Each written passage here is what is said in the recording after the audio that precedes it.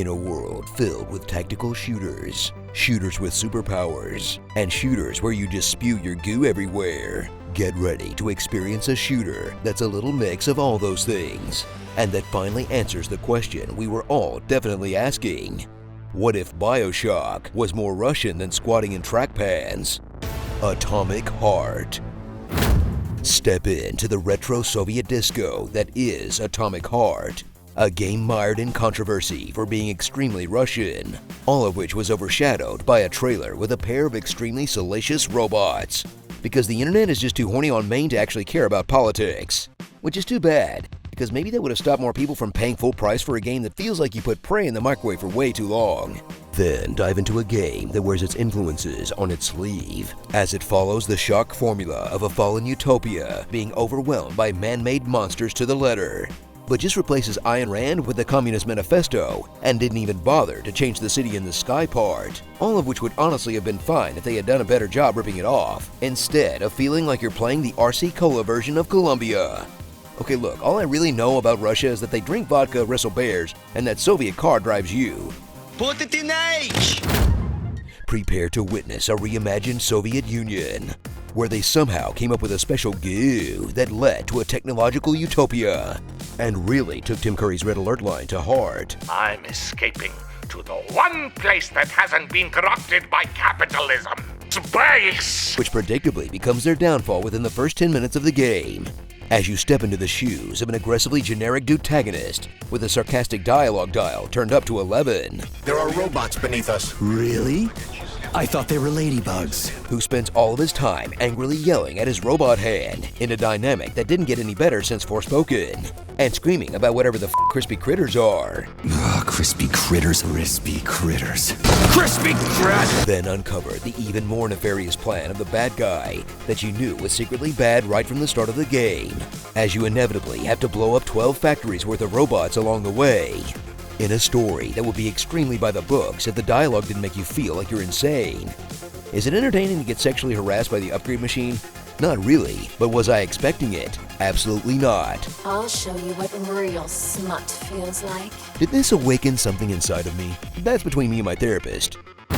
Explore endless miles of state-of-the-art office corridor in Atomic Heart's exceeding linear level design, where you're always looking for the next key to open the next nonsensical factory floor, while listening to the audio diaries the government demands have to be in this game, which you'll have plenty of time to do while you're vacuuming up every room for spare parts like Magneto got a job as a janitor, that you'll need to upgrade your guns so they don't feel like you're shooting Nerf darts at a wheat thresher. Or more importantly, make a bunch of ammo so you don't get stuffed in a toilet by the crash test dummies. Or you'll get out of shape fast. You know what the exploration's real standout feature is though? Running around and realizing that everything is very, very penis-y. Seriously, there's so much everywhere it would make H.R. Geiger blush. I'm sick to death of shoving balls into tubes. Fight off the hordes of automatons iRobot style, blasting them to nuts and bolts with your shotgun before they get close enough, because they will absolutely kill you in a QuickTime event regardless of your health if you mess it up. Then upgrade your modest set of magical powers that will let you harness ice, gravity, and electricity to give you a fighting chance against the Alexa army. That is until you upgrade the ice beam, and you just freeze and smack the crap out of everything with your 5-minute crafts machete, because the combat isn't really interesting enough to get creative with, except maybe being able to fake bukkake a robot. By the end, I was mostly playing to see how ridiculous the next cutscene would be. They don't always rev my engines, but I enjoy how it feels like I mainline vodka into my eyes sometimes. So crisp those critters, and get ready to get full marks, Karl marks, as you seize the means of production with a flashy shooter that despite all of its bravado falls a little short, but has enough bonkers stuff going on to at least keep you interested. Honestly though, if you're just trying to jerk it to the sexy robots, save yourself some cash and watch the cutscenes on YouTube. There's definitely more than enough material for that. Starring P3ness, Soviet Power Glove, the Baba Yaga, Girl with a Dragon, D's Nuts Tattoo, Generic Brand Bad Guy, Dr. Nyet, Pepsi Women, and a very low opinion of their audience. What a brutish, rough male. Oh, I'm on fire. When is this gonna end? Borscht Shock.